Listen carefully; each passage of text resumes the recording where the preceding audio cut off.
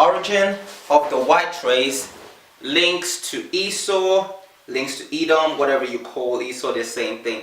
Esau is the people, Edom is collectively what they're called as. Okay, so we'll just put Edom because we're talking about nations, so it's better to put Edom. Edom, Idumea, whatever you want to call it. Idumea is just the Greek interpretation of Edom. Okay, origin of the white man, and as it relates to Esau. Okay, as it relates to Esau. Okay, so you've taken the title down, and let's go, because we got a lot to cover. Okay, so I'm going to be reading out a lot. I'm going to be, explain as much as I can in the time frame that I have. Like I said, if you're confused about anything, hit me up, ask your questions. Okay, let's put my password into my computer. Let's get this ball rolling.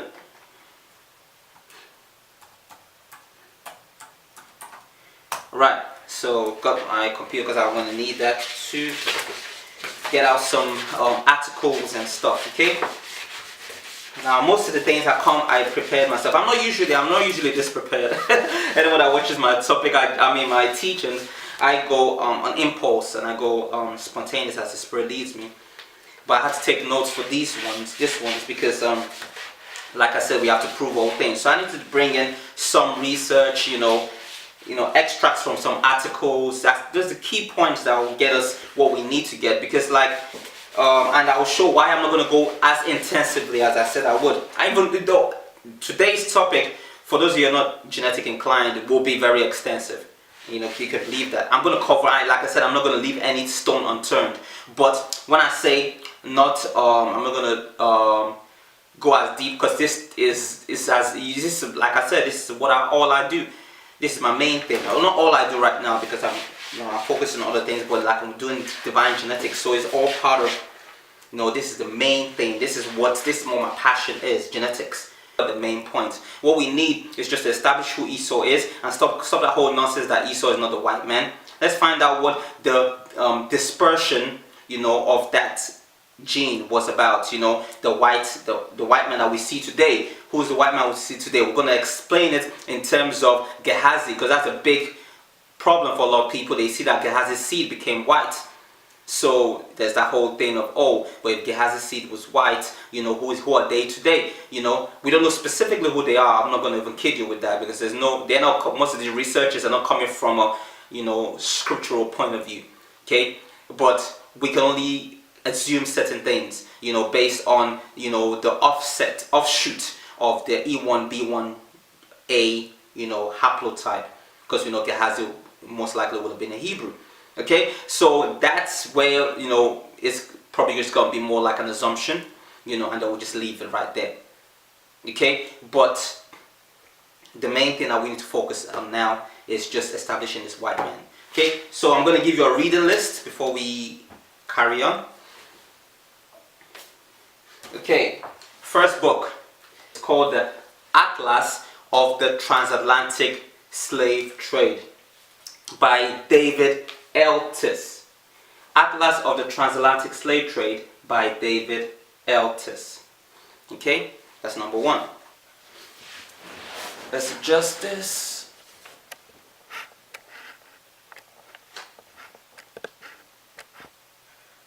Okay, let's get one more reading book. I like this one as well.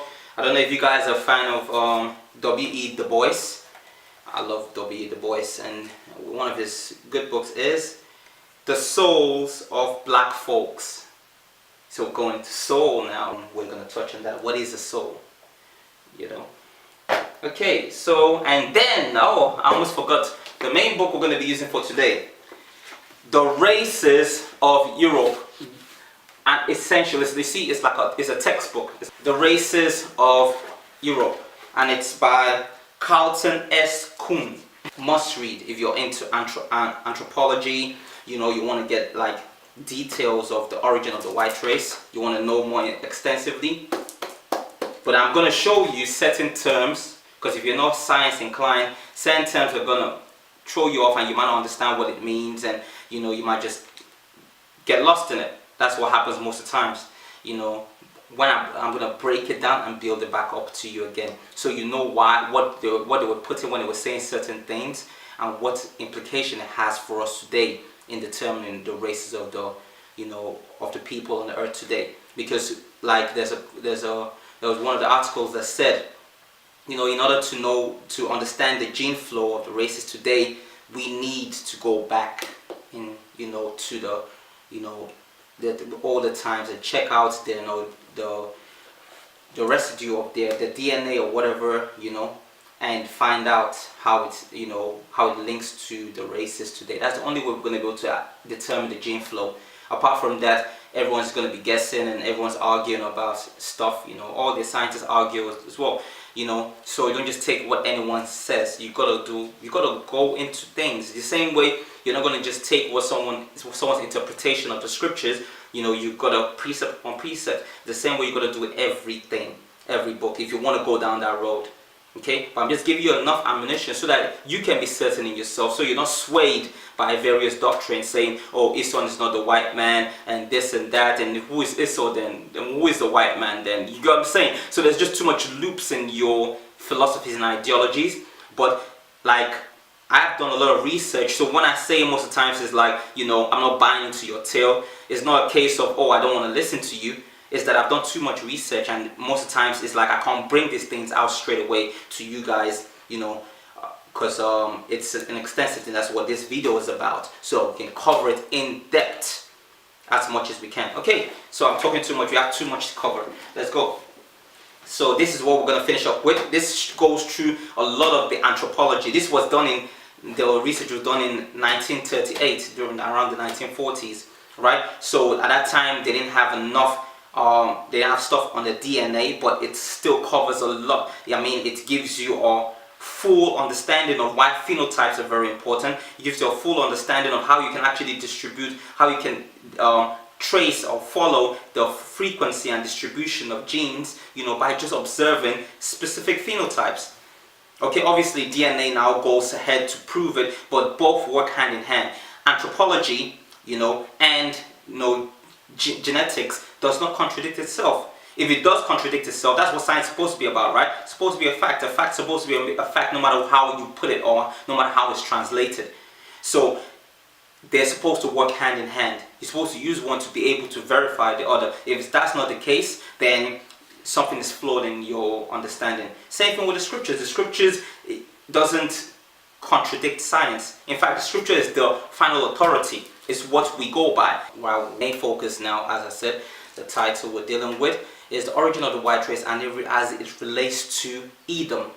Okay, that's the main issue. Like it says, before I even go, let me just read one scripture so that, when I say there's a lot of stuff I could bring, someone might say, why not just keep on going and going and going? What? But to what profit? That's the question. We got so many things that we need to deal with. The main thing that we need to do as a nation is come together, keep the law, statutes, and commandments. Okay? So let's read Titus chapter 3 verse 9. But avoid foolish questions and genealogies and contentions and strivings about the law, for they are unprofitable and vain. It says avoid foolish questions and genealogies. Genealogies, right? So this is what we're dealing with. So the reason why I want to deal with this intensively, so you don't ask me any foolish question as in is the white man, is Edom the white man today? Who is the earth given to the hands to? Because you're trying to get away from or run away from white supremacy being your real enemy. Okay, so don't even play those games. But just in case brothers really genuinely want to know, that's why I'm dealing with this. So once now you don't ask me any foolish questions anymore, I'll just refer you to the video, go listen to it. Alright. So that's the reason why we're doing this. That's why I'm not going to go into depth. When in my private study and I'm teaching, like people that come around, we teach, we'll go through it. We'll go through. We need to have a curriculum set. So we'll go through different things. We'll go through genetics. We'll go through. I want to actually build genetic research team. So we can deal with a lot. There's a lot of stuff we need to deal with, but genetics not according to who's Esau, who's Edom, all that stuff. We don't need to deal with that stuff. There's so much things we can bring out. We can start to tap into the core. That's why I was bringing about our soul. You have a soul, and you have a son inside of you. Every one of us of the house of Yasharallah, you are a son yourself. S-U-N, yes. That's why it talks about the Son of Righteousness with healing in his wings. The wings are your fringes. Okay? But I'm going too fast. We're gonna deal with that, afterwards. Let's just go straight into the topic. So first of all, we're gonna deal with this in 3 parts. Okay? So that we keep track and we don't just go all over the place. So keep it a bit more organized. I know I said, everything's gonna go, in circular form. So you're not gonna have a point, but still at the same time as I want to be as organized as possible so you can follow through. Okay, so the first part we're going to deal with, like we're already doing, genetics. We're going to a summary of genetics as, the white man's genetics. The simple terms, haplotype, you should know by now. Diplotype, you should know what that means. Haploid groups, that's just literally this haplotypes, as the Y chromosomes, being passed on, from parents to offsprings, and it's the fathers from that. That's why you have your last name of your father. That's why it's called genealogy, the distribution of genes, gene flow, gene frequency in different places. You can't run away from it. So your scientists are just playing games because they still want to give you that integration nonsense, but they know, but they use the science terms because they know that what they taught to the slave, don't read a book. So you're not going to look at it. You're only going to look at it from the indoctrination they've given you. And the indoctrination they've given is to be in conformity to the structure, and a system has already been created. Education cannot be disconnected from the structure or the system in place. So the system and the structure is not for us, so we cannot be educated in this system. You have to come out of the system to be educated. Did you get that? What we get in this system is miseducation. It's programming to keep you in conformity to it's basically to keep you as a slave. That's all it is. So to keep you in conformity so that you carry on as a slave and you do what you're told to do as a slave. So 9 to 5, you do their bidding for them. If you're going to do your genetic research, you're doing it for them, according to what they tell you, but it's for them. We need to learn to do things for ourselves. But first of all, we need to have a structure first of all. So this is where the foundation are coming in. Okay? We need to know what the things that have pertained to us. What makes us more functional? What makes us more powerful as a people? What is it about our melanin? What's it about the pituitary gland? That just so powerful. And how does that connect to the sun? When Yeshua came back, when he appeared to Shaul, he appeared as light. That's why it says the seed of Abraham, are going to shine as the stars in the heaven. The sun is another star. All stars vary in their, in the luminosity. I'm going into the point. I know I want to deal with that. That's actually what I want to really deal with. But we need to deal with this part first of all. So let's start off with.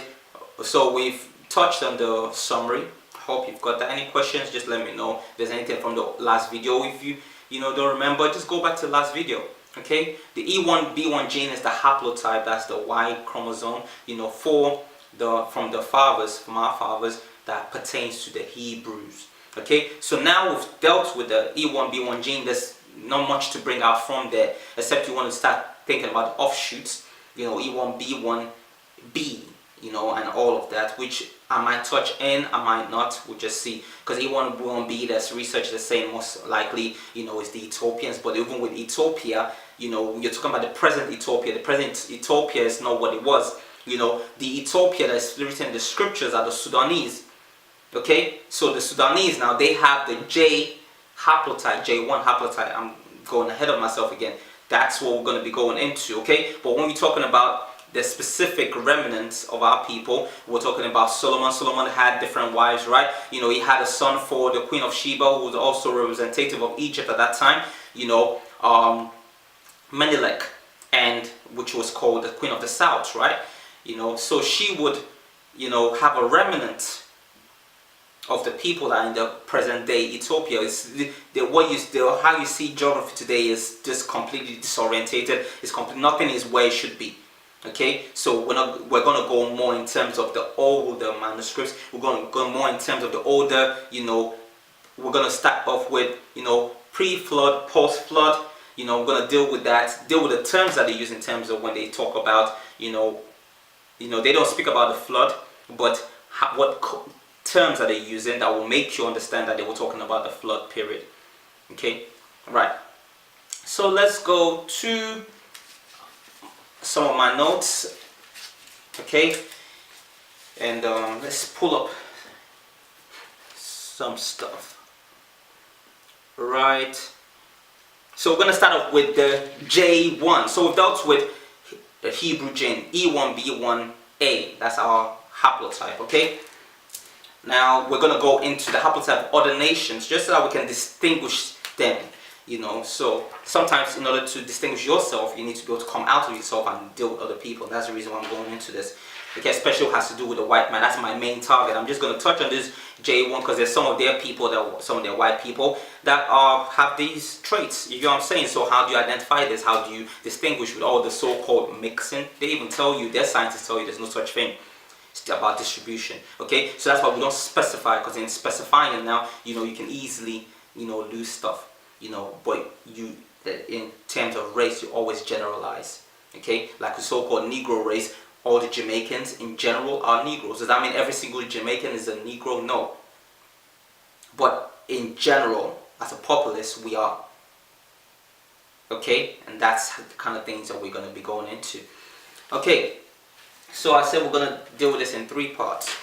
First, let's do with genes. Okay, gene flow, and we'll check some maps for that. Gene flow, and then we'll deal with anthropology.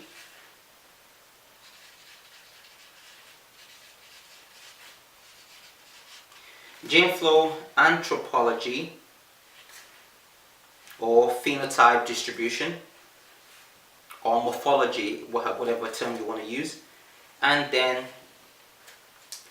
we'll conclude with who the white man is today, just as a summary. Or who is Edom today? Summary, who is Edom today? Okay? And then we'll just touch on, you know, the soul of the black man, of the Negro,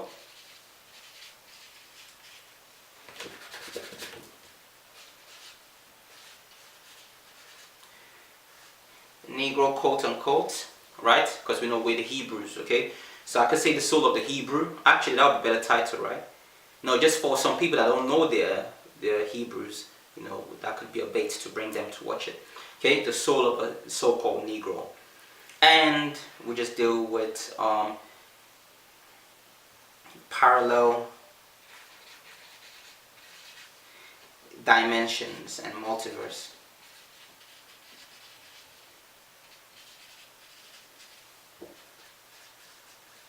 Okay, so this is a long introduction for everything. We haven't even started yet. Alright, so topics. Okay, number 1, gene flow. Number 2, anthropology. Number 3, summary of who Edom is today. Number 4, the soul of the so-called Negro. And number 5, parallel dimension and multiverse. Okay, let's get started. I'm repeating all of this because I'm expecting that you're taking notes. Remember, I want this more to be more of a lecture than anything, right? So it's not just, oh, nice teaching and you didn't get nothing out of it. What's the point? This is ammunition for you. Brothers, when you go out there when you're teaching, you know, this is stuff that you can bring out. You know, you can bring the proof, you know. Go deeper into the research, you know, so you can prove all things.